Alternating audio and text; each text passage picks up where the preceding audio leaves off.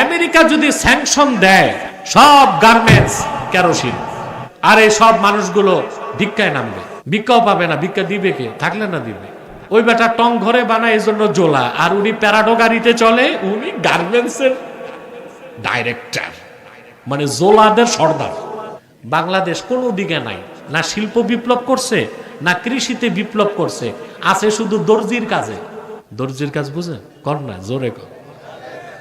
Garments, garments এছাড়া আর কি আছে? গার্মেন্টস হচ্ছে দর্জির কাজ। খাস কথা কইলে এটা তাঁতি, জোলা, জোলার কাজ।